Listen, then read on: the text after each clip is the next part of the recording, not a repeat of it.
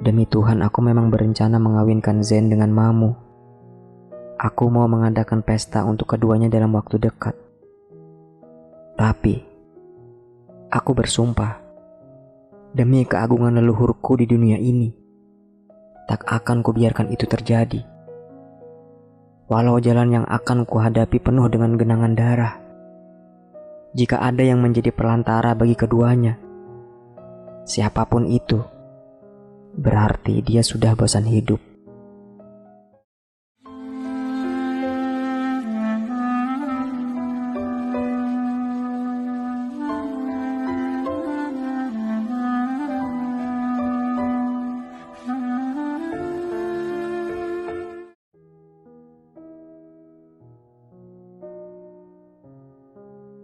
Hari-hari berlalu. Bakar tahu Tajudin membencinya dan selalu berusaha mengusirnya dari istana. Karena itu ia harus mengambil sikap. Di matanya mulai terlukis rajutan benang-benang fitnah untuk dililitkan di leher Tajudin. Tinggal menunggu saat yang tepat. Suatu sore pangeran sedang duduk seorang diri di dekat halaman istananya. Bakar sangat tekun bekerja di dekat pangeran. Dipotonginya dahan-dahan pohon yang kering. Diaturnya bunga-bunga dengan indah. Tiba-tiba ia terperanjat girang ketika pangeran bertanya padanya, "Tahukah kau apakah Tajudin hari ini datang ke istanaku?" Tibalah saat bagi kesempatan yang tepat itu. "Tuanku, sebenarnya sudah 4 hari ini Tajudin tidak berkunjung ke istana," jawabnya. Ia diam sesaat sebelum melanjutkan kata-kata yang menyemburkan api permusuhan. "Tuanku, sepengetahuan hamba, Tajudin tidak suka lagi bertandang ke balairung istana seperti biasanya. Lalu apa kesibukannya? Hamba tidak tahu.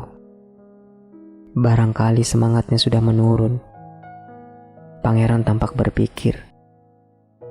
Bakar melangkah untuk mendekat pada pangeran. "Tuanku, sebenarnya tidak ada seorang pun yang mengira Putri Siti akan diserahkan dengan sangat murah kepada orang seperti Tajudin. Padahal banyak pemuka dan pejabat Kurdistan berharap mendapatkan kehormatan menjadi ipar Paduka. Bahkan mereka rela mengorbankan semua yang mereka miliki, termasuk pangkat dan seluruh harta benda mereka." Raut wajah pangeran memerah. Ia merasa muak. Siapa yang berani bilang begitu? Siapa di antara pemuka dan pejabat itu yang bisa menandingi Tajudin dan kedua saudaranya? 3 saudara ini pahlawan di masa-masa sulit dan di masa-masa perang. Bagiku, mereka tidak sebanding dengan seluruh tumpukan harta dan pangkat mereka sendiri. Mendengar nada bicara pangeran yang tinggi, Bakar menciut. Rencana jahatnya yang pertama tidak membuahkan hasil sesuai harapan. Ia harus pindah ke rekayasa buruk kedua dan mengganti topik pembicaraan. Sambil berpura-pura sibuk dengan ranting kering di tangannya, ia berkata, "Tajudin sebenarnya disokong oleh beberapa pembesar agar tampak lebih menonjol dengan cara dimuliakan dan diikut sertakan dalam berbagai perhelatan. Dengan begitu mereka bisa leluasa menggunakan berbagai sarana yang bisa mereka nikmati, sambil sekaligus melalaikan kewajiban. Seharusnya mereka selalu mematuhi perintah Paduka, baik dikala senang maupun susah.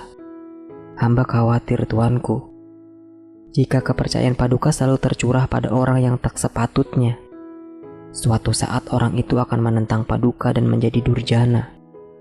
Tuanku, orang yang bakhil tentu tak layak memperoleh nikmat dan kekayaan. Begitu juga dengan yang hina. Sangat tidak patut, tuanku." Pangeran benar-benar murka. Dipotongnya ucapan Bakar. "Diam kau, orang kotor. Tidak ada yang hina selain dirimu. Aku tahu ketulusan dan kesetiaan Tajudin. Aku lebih tahu apa yang seharusnya kulakukan. Jangan bicara tentang sesuatu yang bukan urusanmu." Bakar segera menunduk di hadapan pangeran. Dulu hamba juga percaya pada ketulusan Tajudin. Gumamnya. Andai saja hamba tidak mengetahui sesuatu yang mungkin tidak diketahui oleh tuanku.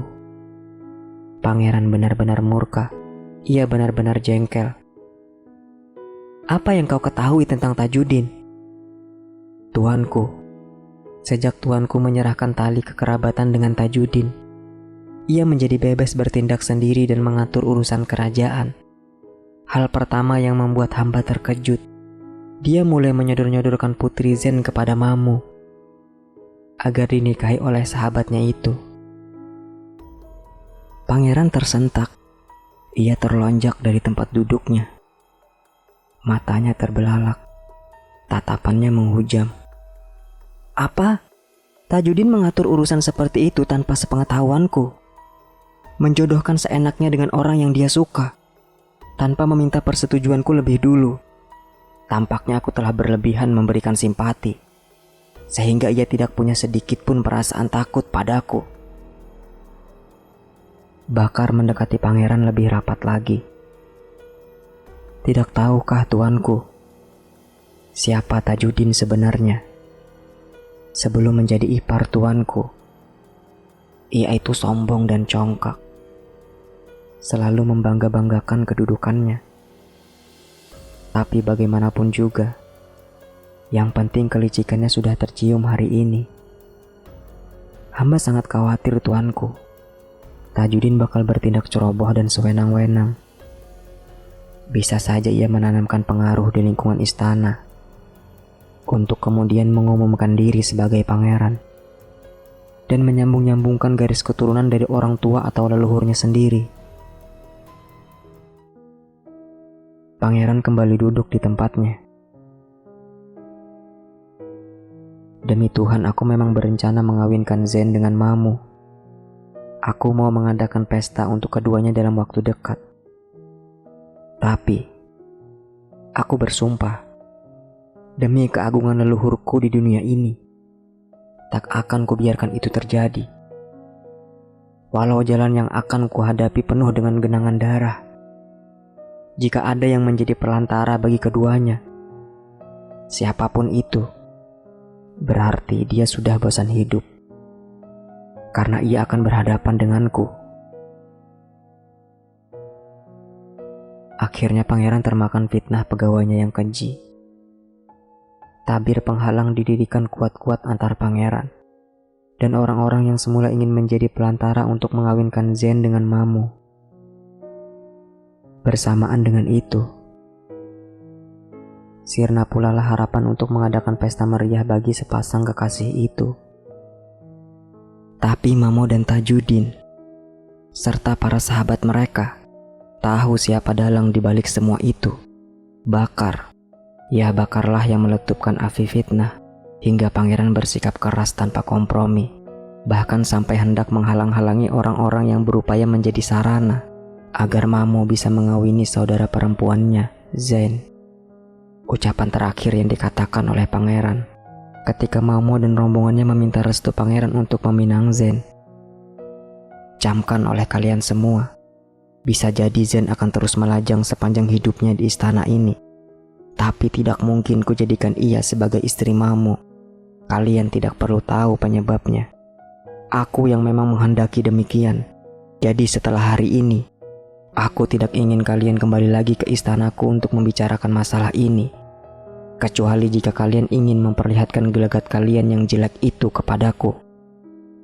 Waktu itu, hampir saja Tajudin menyanggah perkataan pangeran bahwa mereka bukanlah orang-orang jahat. Tajudin siap menjadi taruhannya. Ia rela menjadi harga yang mesti dibayar untuk sesuatu yang mereka ajukan, asal pangeran dapat mewujudkannya. Tapi Tajudin tidak ingin masalahnya kian meruncing. Suatu hari nanti, harap Tajudin, pangeran sudi merestui dengan cara pendekatan dan diplomasi, bukan dengan kekerasan dan pemberontakan. والشوق بيبات يا حبيبي في حضني ساعات وساعات لو زاد الشوق ما ينامنيش لا نهار ولا ليل.